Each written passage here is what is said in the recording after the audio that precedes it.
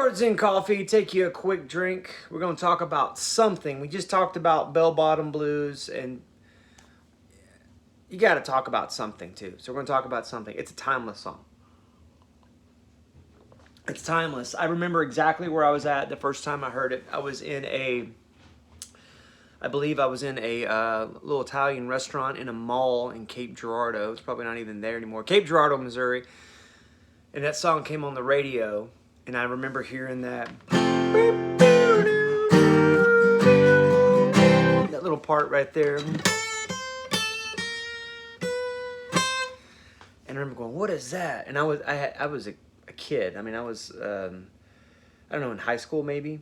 And surely I had heard it before, but I hadn't paid attention to it because I hadn't started playing guitar. I didn't play guitar until I was 16. And so, and if you're older than that, and that just all of a sudden you're like, oh man, I'm, 61. Anytime is the right time to start playing guitar, okay? That's why I'm here. I'm here to help. So get over that. You're going to be fine. You're going to be fine. Just stick with me. I'll help you, okay? So I remember the first time I heard it, and it was in that little restaurant. I remember asking my dad, I was like, what song is that? And he said, it's something. And of course, you have to have that joke. Well, no, what's the name of it? It's something. Who's on first? We did that whole thing, right? Then later, I saw a live version of Chet Atkins and Jerry Reed, and that was at the, was it called American Music Shop? I think that's what it was. It was like Mark O'Connor on violin and Chet Atkins and Jerry Reed. It was like one of those Nashville network shows. Somebody remember the name of that show, but you could find it on YouTube. Anyway, and they played just a beautiful instrumental version of it that was just, you can imagine, Chet Atkins and Jerry Reed. It was awesome. And so then later, I had that blue Beatles. It's like the greatest hits from their kind of 60s and 70s era. And that was on there. Of course, then later I got Abbey Road. And so I think it's one of the greatest songs ever written. Frank Sinatra said it's one of the greatest love songs of all time that never even says I love you, right? It's a beautiful song. We're going to get right into it. If you've been watching Chords and Coffee since the inception, or you got in early enough to be, one of the cats, especially in the live chat. Shout out to all the live chatters right now. Thank you for watching. Thank you for live chatting. And thank you for hitting the subscribe button, too. More of y'all need to hit that button. Anyway, if you remember, Chords and Coffee number 20 and 21, I did kind of a... and I did a whole kind of solo guitar arrangement. At least dipped our toe in the water of it. Well, this one is going to be more of the easy, straightforward version of this timeless classic. So without further ado, let's just jump right into it. At the very beginning, you have this really simple lick that's straight out of the A minor pentatonic, where you have... It's a really rigid way to play it, but those are the notes. You've got A on the 5th fret of the high E string, C on the 8th fret, and so you just pull off of there. So those three notes, A, C, A, and then A sharp or B flat, so on the 6th fret, and then 7th fret on the B natural, and then right up there to the C. And there's a lot of fun different ways you can play that. So you could do, bend up to that. Wait. And a million different ways to play that lick, right? But that's the gist of it. And the chords that are undergirding that are F, and I'm playing just good old bar chord F, index finger straight across the 1st fret from low E to high E, building an E chord underneath it with the middle finger on the 2nd fret of the G, ring finger on the 3rd fret of the A, pinky on the 3rd fret of the D. And then this monster, which this is the chord, if you ever do Under the Bridge, this chord shape comes by Red Hot Chili Peppers. This chord shape comes in pretty handy. It looks worse than it is. It's actually not a big deal. It's just a C chord with a bar on it, human capo, right? Index finger across the 3rd fret. You can play the low E. In fact, you probably will by accident, and that's okay, because that G is actually the 3rd of E flat, and that's the chord that we're making. So index finger across the 3rd fret all the way across, then just build a C underneath it. So middle finger, B string, 4th fret. Nothing happening on the G because you're already doing it with human capo. Ring finger is going to be on the 5th fret of the D, and then pinky is going to be on the 6th fret of the A. So one more time. That's my electric guitar sound, by the way. And then just good old G, and I'm just, doing the index finger across the 3rd fret from E to E. Then I'm building an E underneath it. Ring finger on the 3rd fret of the A string, pinky on the, 5th fret of the A string, pinky on the 5th fret of the D, and then middle finger on the 4th fret of the G. And then C.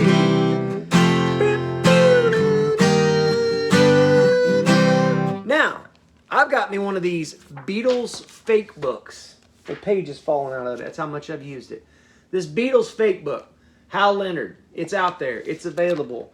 I'm sure, I know Palen Music can get this to you if you'd like. I'd be happy to order that for you if we don't have it in stock. But it's a great book if you love the Beatles, and I highly recommend it. They call for... and the G7 over D. And that's not wrong. I like that.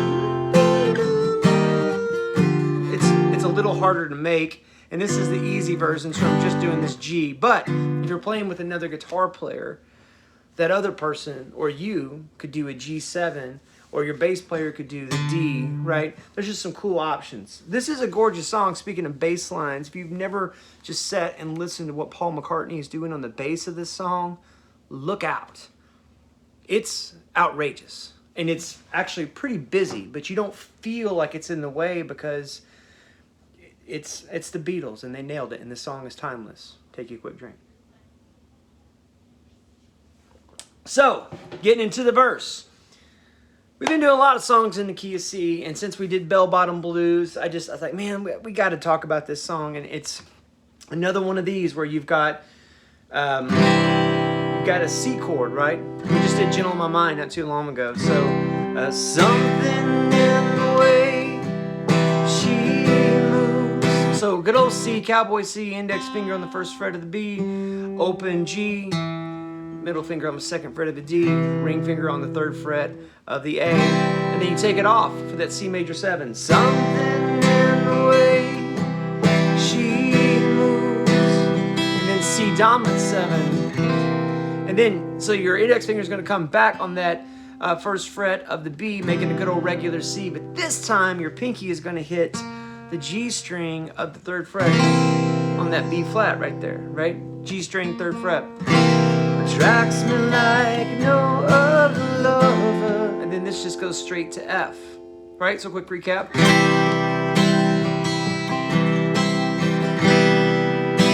And then C dominant 7, or C7, and then F. And then on this F, just index finger on the 1st fret of the high E and the B, middle finger on the 2nd fret of the G, ring finger on the 3rd fret of the D. Now, right when you hit this F, so it'll be, attracts me like no other lover, and then boom. So what's happening there? You got this little walk down, and it's super easy. You can totally do this. As you're making this F chord, you're just going to go ring finger, and then your middle finger is going to come off of what it's doing. The ring finger is going to also leave the show here. Middle finger is going to hit the 2nd fret of that D. Let me do it again. And then to a D chord. So, again, ring finger comes off, middle finger hits the 2nd fret of that D. So basically going from F to E, and then a D chord. And that D chord is just good old cowboy D. Why do cowboys get credit for these chords? They deserve it. Cowboys. God bless America. Anyway, you got your middle finger on the 2nd fret of the high E, index finger 2nd fret of the G, and then ring finger 3rd fret of the B. And that's going to be something in the way she... And so that's D to D7, right? Index finger on the 1st fret of the B, middle finger 2nd fret of the G, ring finger 3rd fret or 2nd fret of the high E. So one more time. Attracts me like no other lover, and in the way she moves me. Now, on some of these things, you'll see F to C over E, and that's actually probably more correct. But for as quick as that happens, that little maneuver right there will get you where you're supposed to go. Then D. D7. Now sometimes on this D7, I like to do a little bit of D7 over G sharp. So something in the that sets up that G so nicely. So what am I doing there? That's index finger on the first fret of the B, ring finger on the second fret of the G, middle finger is going to hit the second fret of the low E, and then to this G chord. And sometimes you can do some of that. Or, right? So what's happening there? You can do G, sort of more than words G. Every rose has its thorn G. Slightly or fancier cowboy G. And this is just middle finger on the third fret of the low E, index on the second fret of the A.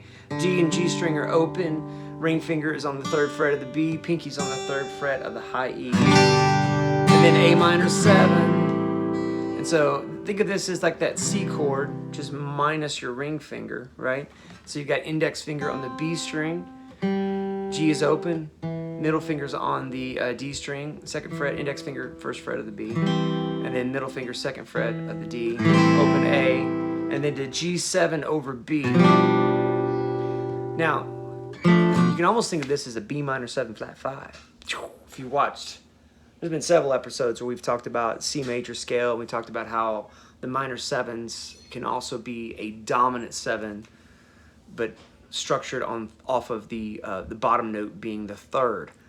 A lot of theory coming at you, but that's okay. This is super simple. You can totally do this. It's index finger on the second fret of the A, making that B, and then ring finger on the third fret of the D, open G on the G string, and then pinky on the third fret of the B.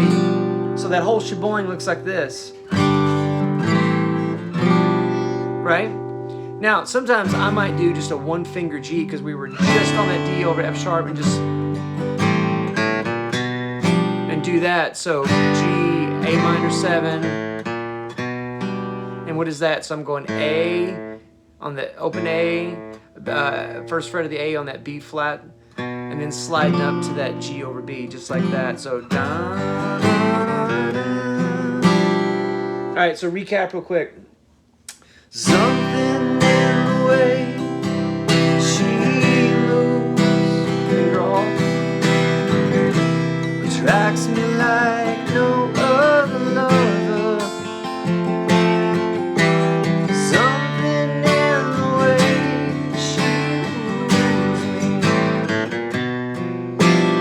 don't wanna leave her now. Now this is an A minor, so index finger, first fret of the B, ring finger, second fret of the G, middle finger, second fret of the D, A minor, you know that, and then A minor major 7. Now in this book, they're going to call that an E augmented.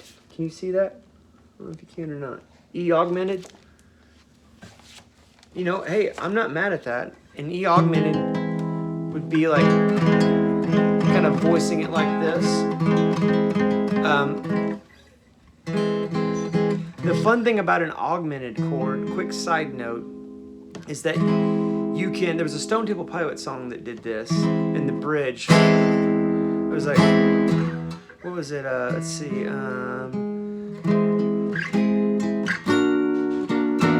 Yeah. Here I come, I come, I come. Yeah, they had that kind of thing going on there. But an augmented chord, it's a symmetrical chord, so any note you can, as long as you're playing one of the notes in the chord, any note can be the root. You can just keep inverting it just by moving it around.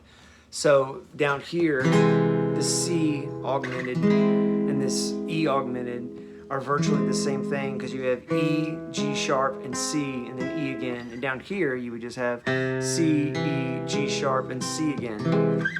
Isn't that interesting? Another good example of that would be Stevie Wonder, You Have a Sunshine in My Life, where it has that little walk-up thing, right? But this, they're calling this A or E augmented. I prefer A minor major 7. Sometimes the books, you know, difference of opinion, potato, you know the deal. It's okay. Sorry about that tangent. There you go. So A minor to A minor major 7. How do you do it down here? Super easy. All you got to do is you're going to take off just take everything off and then put your middle finger on the first fret of the B, and then your index finger is going to go on the first fret of the G. So both these guys kind of mashed up like that. And then ring finger is going to go on the second fret of the D, and then open A. So, what's the lyric here? I don't want to leave now. And now for this A minor 7, just take off your index finger here and have that open G. You know I believe in how. Back to D7 and then back to the.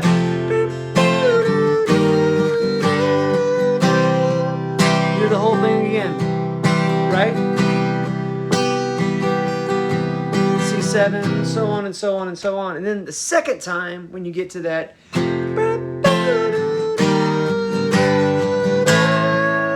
it goes up to A instead of the C. F, E flat, G, and then just go to one finger A. Now, on this one, they have A. You're asking me. Wait. You're asking me when my love grow. I always did it as A major 7. They've got this. You're asking me when my love grow. C sharp minor over G sharp. You tell me which sounds better. You're asking me when my love grow. Or you're asking me when my love grow. I'd have to listen to it again really close. Sometimes you'll find when you're learning songs, and this is a wonderful thing to think about, you've heard it so often in your life, like, I love that song, and then you actually sit down to learn it, and you may have heard something wrong. Or maybe what you're hearing is kind of an amalgamation of a few different parts coming together, but isn't strictly the guitar part, and that's okay. You know, when you're performing this for you, again, you know, we're doing this because we love it. We're living life with guitar in our hands and doing the best we can at both, right? And so we're doing this for fun. We're doing this because it's an enjoyable thing. There's no pressure of having to produce a Grammy Award-winning performance tomorrow, right? So with that, I'm also not advocating being lazy and learning the wrong way, but I am saying the difference between this and this, to me, is quite a lot. And actually, the more I play this is actually starting to sound right to my ear. But here's both ways. Here's A to A major 7. And so all I'm doing here is I'm making this one finger A, or you can bunch everybody up here. Not my favorite, but you can do that if you like. And then take your index finger here back to the G string on the first fret, ring on the second fret of the B, middle on the second fret of the D for A major 7. Or the C sharp minor over G sharp sounds so much more complicated than it actually is. It's just a C sharp minor, index finger. Instead of going from the A all the way to the high E, you're going to go from the low E, playing that G sharp, all the way to the high E, and then just build an A minor underneath it, where you have your middle finger on the B string of the E note, B string of the 5th fret, which is an E note, sorry, and then pinky is on the 6th fret of the G, and then ring finger is on the 6th fret of the D. So, you're asking me when my love grows. And it might be easier to do that A up here. I'm just doing that almost like an F shape, where index finger on the 5th fret of the B string, middle is on the 6th fret of the G, and then ring finger is on the 7th fret of the D. You're asking me when my love grows. And then F sharp minor, index finger straight across 2nd fret second fret from E to E, human capo right there. You've got ring and pinky on the 4th fret of the A and the D. And then just take off the E, and you kind of slide, you basically slide your bar down so you can have that open E ringing. I don't know. Now this part is I don't know, it's just D, and then G, and then A flat, G, dun, dun, dun, and it's just chromatic going A, so open A is the way I do it, and then I hit 4th fret of the low E, 3rd fret, 2nd fret, 1st fret, open, so. You stick around now, it may show. I don't know. Same thing again, and this time go to C.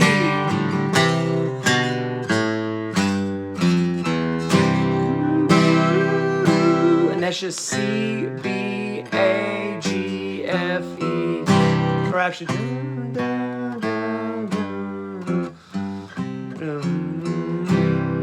yeah, I think that's right. They don't have it tabbed out here. They don't have it notated here. We'll go with that for now. If I'm wrong, please comment below and I will make it right later. Then they go do the solo, and the solo is over the verse. And then you come out of that verse with another. And then you're back into the last verse, and you play that all the way through. And then when you come out of that again,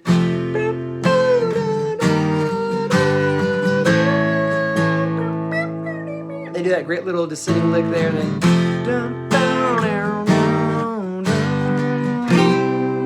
And there's the big C at the end. And that's the whole tune. This is one, it's got a lot of chords in it, but man.